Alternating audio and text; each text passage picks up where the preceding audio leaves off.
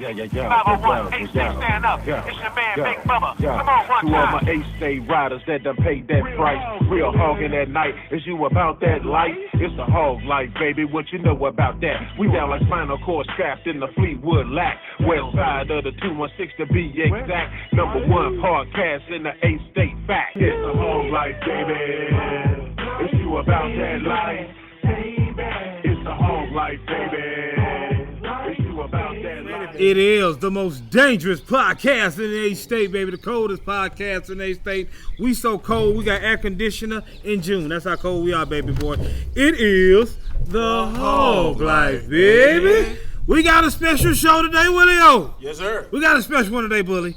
I know it's special for you. Oh yeah. We got the East End Zone. Hey man. Go ahead. Before you even get into that. Go ahead. Tell me why Bully just looked like he's sitting over there ready to steal on somebody right now. I ain't gonna say that. I wasn't gonna say nothing. He looked like he walked past a Trump supporter, didn't he? I want to found that boy. That way I found that boy. Ready to fire up on the damn sun is hot out here, man. It is big. Well, we in Arkansas. We in Brinkley. Tearing the back of my neck up. Man, Brinkley is the only. I think Brinkley the only city in Arkansas the mosquitoes know us by name. Yeah. Like it's that deep in Arkansas, man. But y'all, we got. Yeah, let's get back to it. We got Odell and Louise's boy in the building, baby. In the building. But he's a grown man making grown man swings. Now, man, he don't want me to say it, but I gotta be respectful.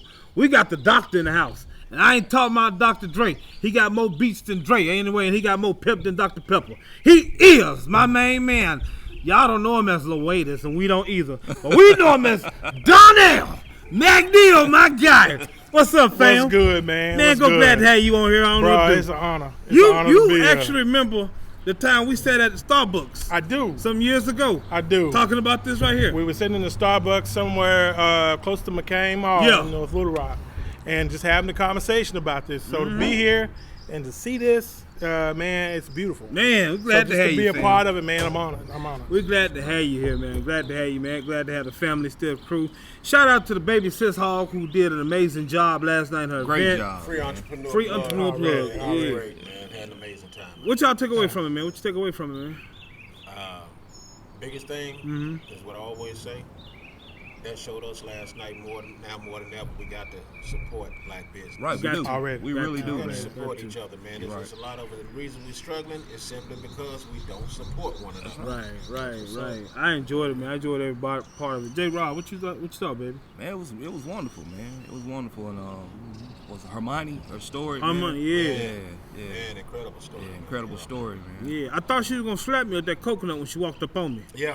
I was nervous. I wasn't quite sure what she was I didn't know what she was going with that angle, and I was like, Roddy Piper. yeah, that's what I thought about. The Roddy Piper when he hit Jimmy Superfly stuck in the head with the coconut. I thought she was finna Jimmy Superfly me, man. I didn't know what she was gonna do. I just looked at her what and she was said, gonna do. Oh, man. Whatever you gonna do with it, I'm down. Yeah. But you know what, y'all? I'm gonna be very real with y'all, man. And we're gonna get into Darnell. I'm gonna be very real. Miss Reed gave me some insight. Yeah. There's so many of us as African Americans don't plan for tomorrow. Yeah. I get so tired of seeing them chitlin buckets up there at Exxon. Yeah. Go fund this cat. Pickle jars and snack Pickle packs. jars. And it ain't nothing but pennies, nickels, and dimes. In quarters. Yeah. Black people, go and take care of your business. Go and get some life insurance, Yeah. some bear insurance. Go see CJ and them. Go see my man's dynasty, the McNeal dynasty. Get you some insurance. Stop taking insurance off y'all cars to go fly to Jamaica. Or taking insurances off y'all homes to go out there and put some bundles in y'all hair. I found out what that meant last night. Bundles? I know what bundles were. I recently found out too. Until her money told me what she was selling. Layman terms, a whole bunch of hair. Bunch of hair. Okay. Whole bunch of hair. I think the culture of that is, man, a lot of us, well, not us per se, but a lot of them are too fixated with flashing money on Facebook and social media and stuff. You can have $10,000 in your pocket one day and get shot the next day, but you don't have any insurance. Your family's still gonna have to tow that. Yeah. And that's a burden upon a burden. That's what right. that is, man. It really is. That's what that is, man. We get fixated, man. Yeah. We get fixated on living Bless for you, right brother. now. Yeah, living in the moment. And what we forget Bless you, is, brother. Bless you. man. at one point we all gonna get old, so we have to sort of plan accordingly, man. We Accordingly, live it for the moment. That's right. And the moment is good, but then you think about the burden that we leave.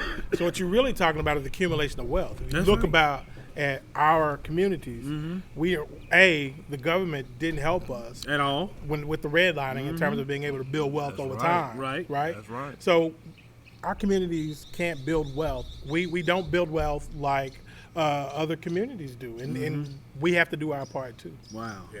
Strong. Y'all see the floodwaters? Yeah. Man, they up there. We down over Little Rock. You in Stuttgart, right? Nah. Not Stuttgart. But you travel back and forth. Yeah. Do you see any effects of it when you travel? Nah. No? I don't see it, man. Yeah. Man, I ain't never seen the Arkansas River look as swole as it look. Man. Oh, it's swole, It's man. swole, It's man. up- It's up there. And this is the time they do Riverfest, ain't it? When they did Riverfest, When they right? did Riverfest, so they wasn't gonna be able to. Well, they have can this hang year. that up. They hanging it up They for can hang years. that one up, even if they were gonna try it. They can hang It it wasn't up. gonna work. Name Toe Suck is now known as Revival. 'Cause it's under so much water, it's not even funny. No toes. So Did you see the guy that went to the house down in Darnell, opened the door, there was 4 gators there floating? In his house. At his house. It was 4 gators, and it was a 6-footer just floating. Like, all right, come on out here if you want to. Nah, We that good, wasn't, fam. that wasn't his No. house no more. That was his Yeah, house. no. It That was belonged their to house. him. He went to the Gators' house. He Yeah. opened the door and the water was standing right there. When he opened the door, the 4 gators back. And like a 6-footer was just walking around. Don't worry, baby. Let him come outside and watch what happens. Like, yeah, it's that bad now. Close Like, the door. and Find another place to go. be safe, y'all. You know, turn around, don't drown. Can't tell y'all that enough, but hey. Real talk. But we got the Mac in the building, baby. We got the Mac in the building, man. Oh yeah. I'm so excited about this here, Yeah, man. man, I really am. And on top of that, not only is he here today, He here. he's a fan of the show, man. Oh, He Already, is. man. Big Already. fan, man. I'm in every episode, man. And we Big appreciate fan. that. Yeah, man. We appreciate that, man. Any When you love. don't know, we're a fan of him as well. We Right. is. We Appreciate know that, everything man. you do, every drone shot picture you take. Man. We know we are huge Darnell appreciate it, McNeal man. fans. Shout out to the class of 1997. Already. Class You of lazy 97. bums been asleep, but y'all up now. Y'all finally showed up. Y'all today. finally Yeah. showed up, man. Yeah. We got a surprise for you too. Oh, Got a yeah, surprise guest okay. coming later on All today. right, man. I'm looking So, forward we're to that. gonna make that happen, man. All right. But we're gonna. What's up, baby? Can I ask you a question? Ask that question. I was just gonna slide it to you. Oh man, are you about? You that know life? it. I'm about that life. You about Come that on. life? I'm about that Oh, life. it's the hog It life, is baby. the hog life, baby. It is the hog It life, is baby. the hog life, baby. We got the bully with us, baby. The bully is back. We got the Mac What? with us, What? baby. The Mac is here. Oh, yeah, baby. Yeah. We in here The today. hog life, baby. Yeah. We so crunk, we tear down microphone. Hey, man, But I we wouldn't be tear down doing house justice there, man. if you didn't serve that plate to the Mac. We got to serve Serve the plate to the Serve Mac, it, man. baby. He look Serve hungry. it. Serve him to Hey, him. hungry. man, I got a question to ask you, Uh-oh. baby boy. What it do? What it do? Are you about Yeah. that life? I'm about that Are you life. about that I'm life? about that Well, life. it's the hog life, yeah. baby. It's the hog life, Well, baby. it's the hog life, Ah, baby. It's the hog life, baby. Let me tell you something, man. Look here. What's The up? whole pen wide open right now. Wide Yeah. open. Wide Whole waiting pen on. wide We open wish right the now. Gooch Not was only- here, but he not coming. only, honored to be. Oh, the Gooch is The coming. Gooch is coming. He will be You know, coming. man, yeah. the Gooch is the most famous and most invisible bully of He all really time. is, I man. finally saw him yesterday. We saw him, man. We looked right at him, took a picture with him for I was records. a little shook, but I. Man.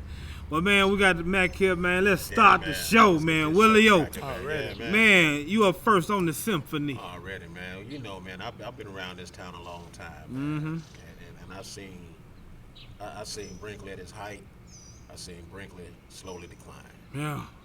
I've been knowing this man right here and his family, man. Me and his brothers go back so far, it ain't even funny, man. I've been knowing him ever since he was a little fella, man. bitty guy. A little bitty guy. I mean, he definitely a grown man now. Oh, yeah, he Definitely all about grown it now. man He got it. I became a fan. I thought that he was going to be the first brother that we seen from the town playing Major League Baseball. I sure thought that. I sure thought it. I did. And shoot, from his handshake this afternoon when we first ran up on him, he still got a good swing. I'm going to piggyback off that before you get going. It's 3 guys that I watched playing baseball that had the sweetest swing ever. Yeah. 2 of my classmates did. The first one I have to give him is Ray Capshaw. Ray Capshaw I had remember the Ray. sweetest That's swing. my guy, yeah. Luke Fitchie was the second one. Darnell McNeal. Oh, yeah. Darnell had a Appreciate swing it, man. when I hear him hit the ball, you didn't hit the ball. Right. You didn't hear it. It was just that he just had that much power. Yeah. And I'm gonna let you get on, cause like I said, you know him. You know it. Man, I was a fan of that. Oh yeah. From Oh yeah. when he was a youngster playing. You know Oh what I'm saying? man. Oh And man. it's like the older heads, we can sit back and we can see it in them. We see the talent in them. You know what I'm saying? We might not always have the best approach on how to relate it to them. Right. You know what I'm saying? But we see it in them. You know what I'm saying? And I was definitely one of those dudes. Saw it in a lot of cats around here. But this guy right here, man, his whole lineage, man. We're gonna get into that real quick. Go ahead, hit it. My man is from a street that I always referenced in songs when I was making albums, man. Fresh off of Cedar Street, man. Cedar Street, boy, man. That's Cedar Street. Yeah, Tell me man, about boy. the days growing up on Cedar Street and your experiences on the East End in general, man. It was all love, man. Yeah. You know, thinking back, growing up, all the people, not only on Cedar Street, but all across the East End. East End, you're yeah. not even knowing who really relatives, and who ain't, right? It's like everybody's like your family, but it was love, man. You know, the funeral home. Yeah. I will have to tell you, shout out to the funeral home, McNeal Funeral Home. My cousin Stephanie, you guys had her on. Oh yeah. A couple weeks ago. As a kid, I don't know about you, but I used to be scared, man. Man, I you know worked we there. were scared walking through that alley. Yeah. You know So we when it was scared. dark, we would take off, like where the cafe was, Pop's Cafe. We would take off, and we would start running, man. Fast as you could. Fast as you could. Run around the corner, and we didn't stop until we got to where the Owens house was. Yeah.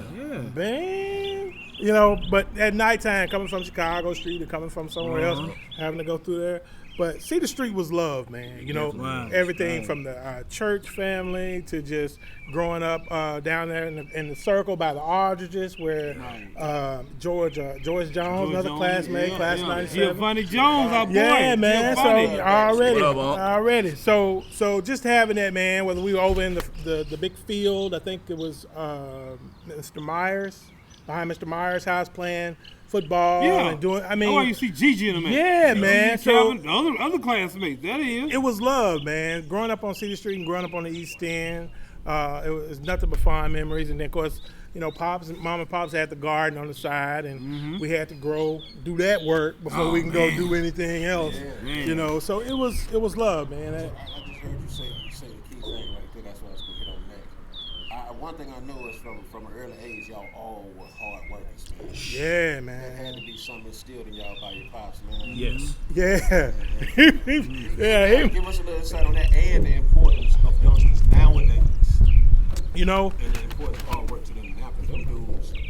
It's okay. Yeah, And it's a nowadays, problem. I see young ladies going out getting jobs at 15, 16, and the dudes are still sitting twiddling their thumbs on the Exactly. game console.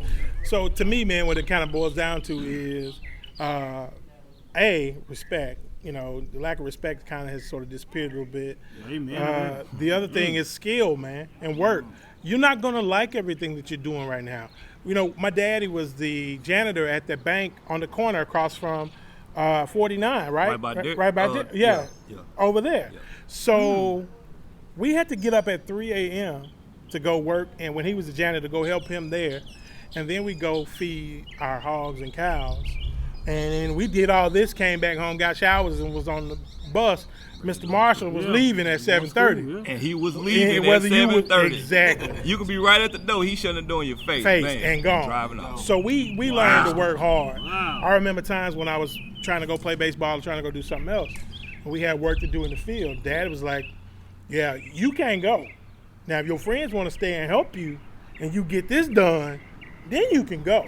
So we would go, whether it was chopping wood, whether it was going to, my daddy he was a master of all trades in a sense. Right. So he took us with him, and a lot of times, we're working, we're not maybe getting paid, and but we shouldn't get paid for everything we do. That's how we learned about humility in respect of other people. Right. That's You what he was raised upon. it doesn't hurt to be nice to people. It doesn't hurt to help somebody out along the way. Do And something without expecting something in return, Yeah. right? What we was raised up on. It is. It really is. We're raised up So on that's what we need to get back to. That I think what we sometimes suffer from is we realize what our upbringings were, and we always want our kids to be better and have better, but a lot of those qualities that were hard work, a lot of those skills just basic changing the tire, man, checking oil, all these things that we're not giving our kids. And then technology is sort of making all of us lazy to some extent, right? Yeah. So it's a challenge, but it's definitely missing, and we do need to find a way to try to get back to it, man. Because at the end of the day, we're an unproductive. I always like to say an unproductive student or young person will be an unsuccessful citizen, right? As they get older, right? We need people that are contributing to the community and contributing to the cause, but if we haven't prepared them with the skill set that they need to do that, then what can they contribute? Yeah. That's right. What's going on, bro? I know you itching to ask. Yeah, bro. He itching. He reminiscing over here. Man, I know, Man, man. this It's dude, yeah. Hey, this is my It's- brother man. from another Yeah, mother. For real. man. For Yeah, real, man. Real For talk. Man, discuss the culture shock of leaving Pine Bluff and going to Kentucky, man. What made you Brother travel? man, let me just tell you, shout out to all my folks in Kentucky that's watching, all my people at NKU, all my people in Owensboro, if y'all watching, shout out to y'all. I signed to play baseball at a little Presbyterian college in Tennessee. Stayed there one semester, went to UAPB. Got there, wanted to play baseball, doing my thing, and what I realized was the social capital in the people, right? Where you seeing people that look like you, that are administrators, people that look like you, that are teaching you, and this immersion of black culture. It's hard to, it's wonderful. It's just this love, right? Because then you get to see things that you haven't seen before, right? I'm seeing an African American faculty, my professor, she's African American teaching math. Just different things that you don't normally see, and this immersion of black culture, man. And because black culture can't really be described in one way. We all have our experiences, but you get this emotion, and there's some commonalities across those different experiences. Right. But it was love. If I didn't appreciate it in my first year, I was like, because this gets into a different thing. But if you look at the funding, HBCUs don't get the funding that they should get compared to other schools. True. So I was caught up in that, but after that, man, I gotta tell you, it was love because they cared about me. You have conversations like, young man, you missed class. Am I gonna need to call your mother? No. Please don't call home. Right. And you was a college student. That was college. So they took an interest in you being successful. And what was crazy is I was mad at UAPB when I first got there because I saw them admitting students, but they didn't have anywhere to put them. They were putting them in hotels. And I'm thinking, why are y'all taking these people's money? But that was not the case. What they were doing is they were offering opportunities. Right. Yeah. So and that's what it meant to me. And the culture shock of going to Kentucky, where it's all mostly white, where you go from seeing all black faces to being the only black face. It's just challenging. It's challenging, and you just have to get to know folks, but you also have to know that it's adversity like anything else. I felt like, okay, I'm built for this. I'm built for this. I've had adversity before. Ain't nothing gonna stop this show. This train is moving, and if this is what I got to do. But I learned a lot of skills from it. I learned at the end of the day, people are just people, right? Yeah, and if they get to know you, and you get to know them, there's this opportunity to build something. But definitely a culture shock, man. The only thing I knew about Kentucky was we got tired of them beating us in basketball. And then the fried chicken, the Colonel, baby, that was it. Fried chicken. But we've been there for over 15 years now, and that's where we are. And I don't know that we'll leave there anytime soon. But culture shock is an understatement. The first probably year we were there, we came back to Brinkley every chance we get. Wow. Yeah. That much different. It was that much different, man, because you don't know, you got people looking at you. Yeah. You don't know why they looking at you. Like, we in restaurants eating and people looking, and I remember my wife one time, she's just like, hi, because this person just kind of stared down. So you have to move from a place of anger to why people, all up in my grill. I'm just trying to eat. I had that when I first went to Jonesboro. Yeah. When I first went to Jonesboro, it was so funny.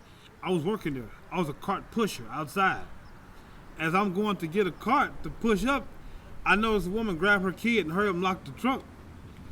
Yeah. Yeah. And I had to get used to that. I had a guy tell me I was putting on a 4-H program. That was my first job out of college. I remember the 4-H, yeah. And I was putting on a program, and I showed up, and I waited. This guy shows up, and we're just walking around looking, and he says, excuse me, sir, can I help you with something? I said, no, I'm good. I'm fine. Just waiting around. Okay, well, I don't know if you was in the right place or not. Well, he didn't know that I'm the dude that's arranged all this. Yeah. He felt a little small afterwards after everybody got there and I introduced myself and kicked things off. But I went from a place of being angry at having to deal with that to start, like, how can I help change this landscape, right?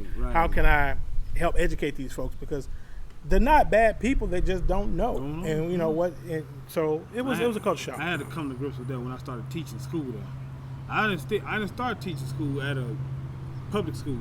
I started teaching at a behavior institution. Okay, all right. So now I had this stereotype where at the time I'm almost 400 pounds. I'm a big old man at this point, and I work with these white children.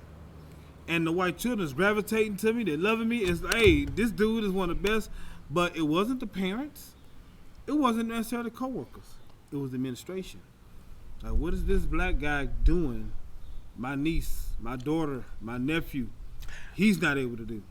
I was told by people that I work with once I finally got there that there were concerns that were raised with me being around young white teenagers, women.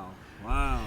So it's like, oh, okay, not to mention I had recently got married once I got there, and everything, but they didn't know anything about me, right? So it's what we do, right? So what we don't know is if we take the information that we have about something and we whatever that is, we'll talk about that another time. We got you. Well, I like to call it the diversity toolbox, right? You pull it from, so you're pulling from your experiences, and if all your experiences have been negative, man, if all your things towards certain people have been negative, then it's fear. And what people have to do is they got to not bite into that fear. Right. And so I'm like, what? But that's how my thing is. This is my job. Ain't nobody gonna mess with my money. I got a family to feed. That's right. We're gonna make this happen. But I had 3 good years there, and have made some friends that I still maintain to this day. Wow. Friendships, yeah. Well, yo, what you got, baby boy? Yeah, man. I was saying, I was sitting there thinking, like, so I'm still on my East End. And, go ahead. It's your rock, baby. Go ahead. Watching them come up, and I knew that I watched the brothers be like involved in their own way with the funeral home. If it was just digging the plots or whatever they did, and He just went back. yeah. We going now. He going now. How did you even bypass the whole funeral business altogether? Was it that you made a conscious effort to say, you know what, I did enough hard work. I'm not going to do this too. I'm going to choose a different route. How did you? Well, first of all, shout out to the funeral home workers, because what I found out was it takes a special person, because you're reaching and working with people when they're at their lowest. They've been hurt, they're experiencing deep loss. I remember digging graves by hand with a shovel. Yeah. And man, when my daddy got his first backhoe, we was dancing because we didn't have to do it no more. Yeah. But what really, our classmate, Darren Matthews, when Darren was tragically killed, we were ninth grade? Ninth grade, yeah. So his body, I think Branscombe had his body, but I had a chance to look at him and see him. And on top of seeing him, just many people that we worked with, like I helped with my dad go pick up bodies. You go to funerals, people and it was just something I thought, I don't know if I want to do this part. I want to help people while they're here, right? I want to help families while they're here, which is why, public health is kind of my background, but I'm primarily in education. But I was offered, man. Yeah. I was, man, my aunties and my uncles was like, you should do this, keep the family business going, you should get in this and help. And for a minute there, I was like, yeah, I think I could do this. But after a while, I was like, nah, man, it just wasn't in it for me because it was, I don't know that I could. Yeah, that part of it have been a little too heavy for you. Well, it was trying to be able to provide the service at a high level, right? And still with working and going, because like I said, I've been behind the scenes and seen a lot, but being able to provide that service at a high level, I was like, I can help the families with something else, or I can help people with something else because I'm a talker I like getting to know people. I think building relationships with people is one of the most important things you can do. And so for me, that was the aspect. But I got hit several times with it. I almost did it because I was looking at this to be a good, lucrative career, right? But the other side of being able to provide that service and just be happy doing that every day, I just couldn't. I just wasn't there, and I really wanted to help people while they were here. I'm gonna pick it back out there and let Joel rock with it. You know, Darren's death made me look at death as real. That's when I established death being real. Yeah. Here's a guy who was actually sitting by me in class, Miss Van's typing class, and joking and playing and talking and playing ball together. On a Wednesday afternoon, I don't see him no more. Yeah. Darren's death made me look at death as being real now. And like he was saying, you know, you had all the keys to the kingdom. Man, I went and seen all kind of stuff. Seen all kind of stuff, man. So I can totally get where you come from with that, man. And it's different. Like, you know, my uncle Ulysses, he would get bodies in from other places. Like, people would send their loved ones home to be buried here. And, you know, that was just kind of part of the process thing that we provide and that we do, you know. But when the person up the street or the person you went to church with or this person here, you know, it starts to hit me a little bit different. And that's why I said it really takes a special person to really be able to do that. And I'm thinking I can be helpful in other ways. And so that's kind of why I said, yeah, you know, I'll go a different direction. Yeah, J-Rod, what you got, baby boy? Yeah, man, I'm just sitting up here, man, next to greatness, man. I'm just sucking all that in, man. It's been a long time since I've seen my bro. It has, man. But, you know, growing up with baseball and stuff, man, you had two big role models, man. Already. Tony and Chris. Yeah, man. What kind of impact did they have on your life, man? I knew you was Man. taking trips out to Cali and stuff. 1987, my dad drove me and my brothers out. And Chris had just married my cousin, Joanne. Shout out, Joanne. If y'all watching this, love y'all. And they had recently got married, I guess. And we were just having fun meeting people, man. And Chris had just broken into the bigs, and I figured out who he was. And that's kind of how I took to baseball. And what I didn't realize until probably after I finished, how much of a role baseball played in shaping my identity, right? But, you know, if it wasn't for my cousin Joanne and her husband Chris investing in me, there are people in your life who play that role. One is your spouse and significant other. What's up, baby?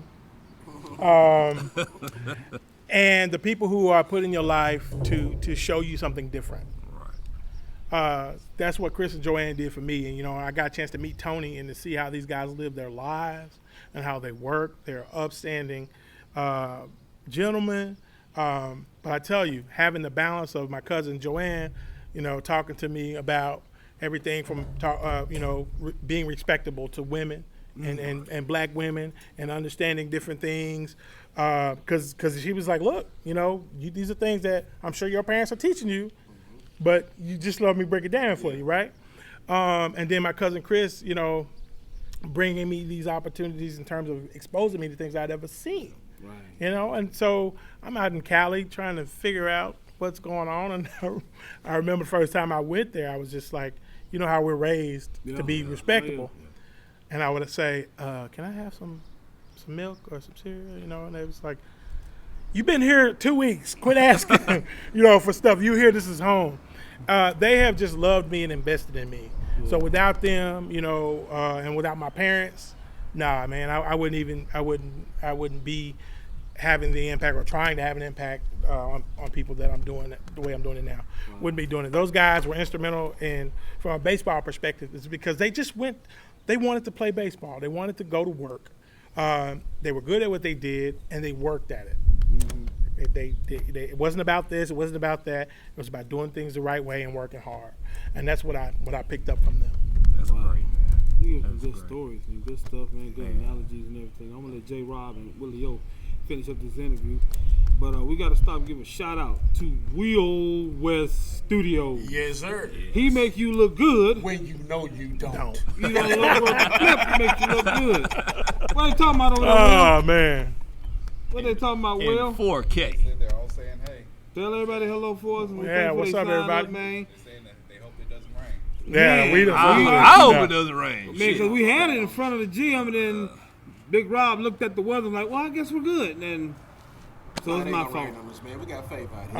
Already. man. Quick We got shout faith, out, man. I want to shout out to my brothers, Moot, Conrad, all my brothers in St. Louis, Curtis, Grant, Paul, my brother Michael. Shout out to all my family, man. Love There y'all. it is. There it is. Willie, yo, go and talk to him some more, baby. In the midst of his last response, he just conveniently shouted out his wife, man.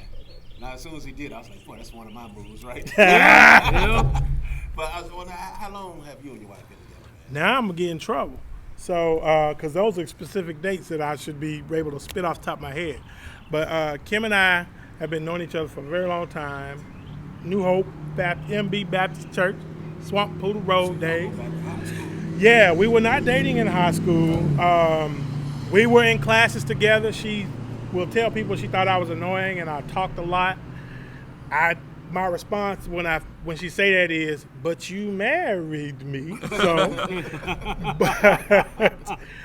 but seriously, I went to school my first semester. I came back in May of '99, and we just kind of linked up and got married in 2002. Been together ever since. So, she's without her, there's no Dr. McNeal. Without her, there's no academic career. So you're talking about having a woman not standing behind you, but beside you already. So for me, man, I'm blessed. Yeah, I'm blessed. To be honest, it was that tambourine she used to play at New Hope Baptist Church, wasn't it? Yeah, she had that tambourine. wrist, boy. Yeah. They got that wrist action Yeah, with that tambourine. man. They Yeah. can stay on beat. All the time. I couldn't do it. Yeah. You marry that woman. That's what you do. Yeah, That's what you do. You marry you that make woman. her your wife. That's how y'all listen. You get you a young woman that can bang a tambourine. And if she can bang a tambourine, she knows she can fix you a lemon cream pie. Get you a woman that can say a verse from Malachi and throw another one from Songs of Solomon. Wow. Don't get you one out there that's twerking all the time. Get you one that know how to work all the time. The doors of the church. I know. Yeah. You can come by letter. What is the letter? Yeah. What is the letter? I don't know. What's the Christian experience of Canada? Yeah. Everybody gonna get baptized one way or the other. What is the help? That's question of the day. What is the? Do you gotta go to the church? They gotta write you a letter. Go What's to the the letter? church. We're gonna write a letter. Dear New Hope, accept him. Signed, Pastor. That's the letter. Man, come on, man. Oh, man. That's the Go ahead, J Rock. Go ahead, J Rock. Your career field, man, and the impact of your career have on you now, man. I never thought I'd be in education. As a brother who Me either. did as little as possible, Me neither. who did little, I did enough to get by. I don't Me think too. I don't believe that. 2.67 high school GPA. I did enough to get by. And what's crazy is my son is a spitting image because he's a smart young man, Yeah. but he's doing enough to get by. I did enough to get by. But what happened is I went to UAPB and started working there, and then I got on academic probation. First semester I moved off campus, 1.9. So I knew if that didn't change, then I wasn't going to be able to play baseball. So we kicked that into gear. And then once baseball was over, the old competitive side of being good at whatever it is you do, that's kind of what sort of kicked things out. But I really just backed into education. But I really love it because I remember the people who helped me along the way. Some of my folks, Miss Madlock, Miss Meadows at UAPB, Coach Bump, Coach Bennett, all those folks. I get to be that, right? Yeah. I get to be that for people who are, because education, as the old saying is the great equalizer, right? So you're talking about trying to change the life of your family. You know, you're doing that through education, right? Through growing and through opportunities. So I get to be that. I get to help students with that as people help me. I love what I do. I love engaging with young people and young minds with different ideas. Yeah, I love it, man. I never thought I would be doing it, and now I'm in a position to sort of really affect change in a different way. Right. So, you know, I'm just trying to do what I can to help those that are coming up, and I love being an educator because my background is public health. Because I was planning to go or trying to work for the CDC or work for some sort of community health agency. I started teaching part-time, and then I started working there at a college, at a university of Western Kentucky. Shout out to WKU, and then it just took on from there, man. Man, and that's me. Yeah. You say your grade point 2.6, 2.6? Yep, 2 That point wasn't high high school. play ball. You could play ball with That was 2 high point school. or more. Yeah. And that's why I kept mine. But when I graduated, my GPA said WTF. Yeah. It was that bad. It was that bad. And mama worked right over there. And that's why I stayed out of trouble a lot. You know what I'm saying? But I got my start at a preschool. And all I was doing was bringing in the food. I was part-time. Bringing at a food in. I went to school for radio broadcast. Huh. That's it. But when I got to school and got a Pell Grant check, my mindset switched. To something else, yeah. They pay us to go to school? Yeah. So that's why I stayed in there, because you had to have a certain GPA. It be takes little to motivate Big Rob. I'll tell you that right now. Like, I see brothers struggling on child support.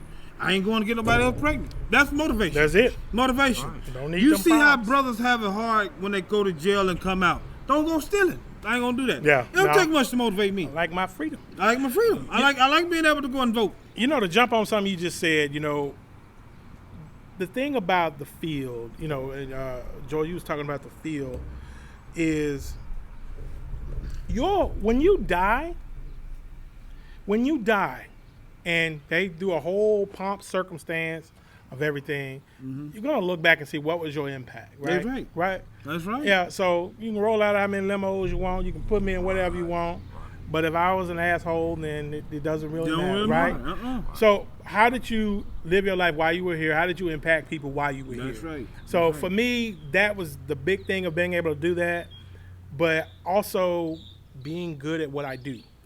So I feel like I'm very good at what I do. Now, I ain't going to go around just like, yeah, I'm good at what I do. I mean, it's not like that. You know, I'm very humble. I'm And that's very me. blessed That's to me. be in the position. But you don't get there overnight. You don't. And that's what the lesson to kind of be learned is, whatever we're doing, we're all working on our craft, right? Like you talked at the very beginning of this show.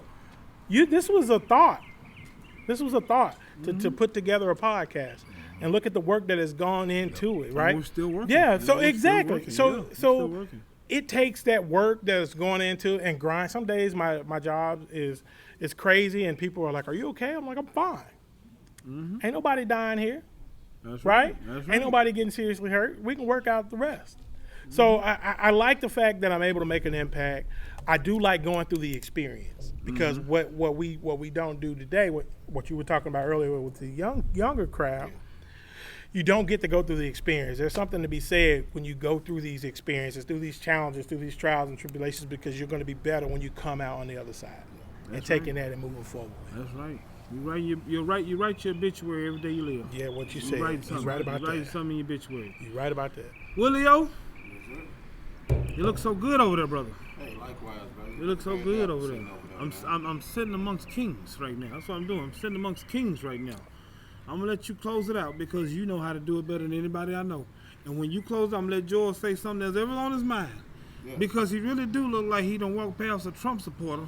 Yeah. And he came right straight to us to calm him down. His damn son, It- man. it- Shit. We can't help the son. I don't know what to do.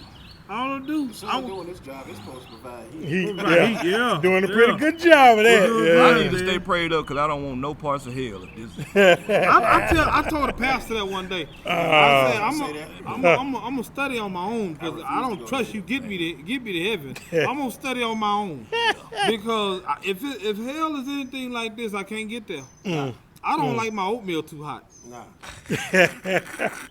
When I I gotta add a little extra cold milk. Cold milk to it. That's right. Yeah. Man, I don't like that. But the dime is on your time, Willio. You take it on, baby. Time, man. You got it, know baby. what time it is, man. It's time for this week's 216 philosophy. Hit it up, man. baby. Hit it up. Ready. This week's 216 philosophy is simply this. A lot of times when we grow up in our environments, We want to get away from it and forget about where we came from. People, it's important to not forget where you came from. That's right. That's right. We like to say, well, we don't want to go back to it, and we want to make it better for our children. We can make it better for our children, but we cannot forget where we came from. Already. Those so-called rough roots that we came from, those tough times that we came from, help build and shape and mold us into the people that we are today, so that we can provide a better life for our seeds, so we can provide a better future for our lineage. Our whole job while we're here is not to accumulate things for ourselves, but to leave it for the generations after us. It's time to stop complaining. Stop blaming other folks for our situations. Look at your situation, evaluate it, capitalize on what's not working, and let's move forward, people. That's 216 philosophy. Love it, bro. That was a great Love one, it, man. bro. Joel, what you got on your good. mind? Man, I just want to touch back on the East End, man. Although I am a Billy Goat Hill native, you know, I became a man from the East End, man. And a lot of that contributed to growing up with this guy down the street from me, man, him and his brothers. You couldn't differentiate between me and them because I was family, man. Yeah. I wasn't just a kid that stayed down the street. Already. I was not just a kid that stayed down the street. When his mom and dad did something, man, I was part of that. Yeah. I was part of it. They never treated me like, you know, that I was their son, man. And that's a special Man, hey, look, love. that's what I was saying. A lot of kids, a lot of y'all don't know what that's like, man, because you know there's a lack of parenting because technology ruined a lot of that. But that upbringing, man, when they had something, I had something, man. Yeah. You know what I'm saying?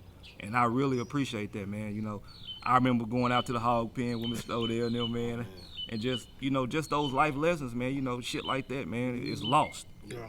It's like a lost art, man. Kids don't even want to get dirty no damn more, man. And we need to get away from that, man. You know what I'm saying? That love and that community parenting and shit, man. We need to get back to that, man. The village raising the kids, man. Took out the personal contact. Yeah. That's right. Personal contact for me to you right now. Right. Yeah. Right. And I was teaching school when I saw that shift happen. Yeah.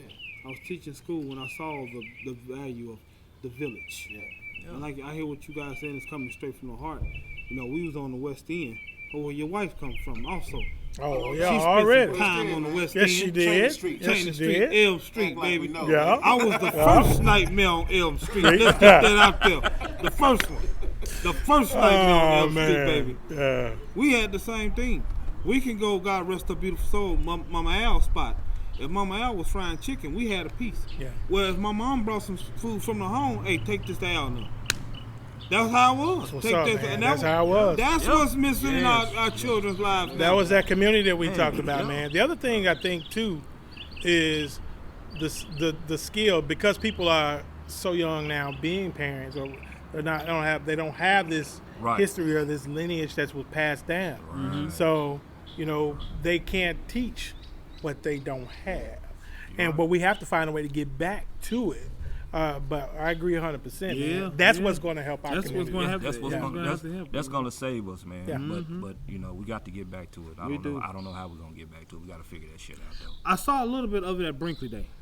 I saw some of it. I saw some at Brinkley Day. And when I saw on Brinkley Day, I saw the connection. Again, Yeah. that's what's been missing. Well, that's what's up. Been missing. That's what's been missing, man. Let's hope. You gonna take a walk with me, bro? Oh, man, let's do it. We'll take a walk around the campus since we're here, man. We're All gonna right. have an exclusive walk around the campus. Willie O, J. Rob the Bully, the Baby Sis Hog, the Angry Hog, they're gonna allow me an opportunity to have a one-on-one in-depth conversation with my classmate. You don't wanna miss this one, cause we finna get rowdy. We're gonna tell Lil Whitest to stay back, and we finna pull out Darnell, AKA Omar. We get them all, boy. Remember that name? AKA Billy Ray Billy Ray Valentine. Capricorn. That's it. Capricorn. Cool on both sides. That's him, boy. Cool on both sides. They said Darnell could be icy hot. He can be mad at you and cool with you at the same time. At the same time. Same time, man. So To my HawgLife brothers, man, thank y'all so much. It was a bump. Man, I love the show, man. Cold interview, man. Y'all did a magnificent job as you always do. And like I said, y'all can stick around with the walkthrough. Don't go too far. We may bring you back in. We gonna bring up some old stuff. Old football memories. Oh man. Old football memories. I know he in Texas. He ain't gonna hear me say that, man. You remember when we had a fight against Barton? Yeah. And they made me break up Derek Banks. I thought he was fighting too. Yeah. And I hemmed that cat up so bad, man. Derek, man. Man, I hemmed that dude up, man. Man. And you know, Derek was stronger than an ox back then, right? Derek was strong as hell. He was taking steroids like McNeal. Remember them things? Yeah. I hemmed that brother up, and I was told his daddy got on his case because he thought he was fighting. I was being obedient. See, that's what you children need to start doing. Be obedient to when they ask you to do something. You do it. That's what it gets you if you go get you a woman that can swing a tambourine and make you a lemon cream and turn your fantasies to dreams and you'll be serene. It's the HawgLife, baby. We interrupt this program to bring you a special report. It is the most dangerous podcast in the A-State, the coldest podcast in the A-State. You are chilling with your best friends from the West End. It is the shocking one, Big Rob the Shocker. He is Willio, the genius. That's right. You are tuned in to the #1 podcast in the A-State, the most dangerous podcast in the state of Arkansas, the HawgLife, baby. Willio, what's that question you got for him? Are you about that life? Are you about that life? Are you about that life? Are you about that life? It's the HawgLife, baby.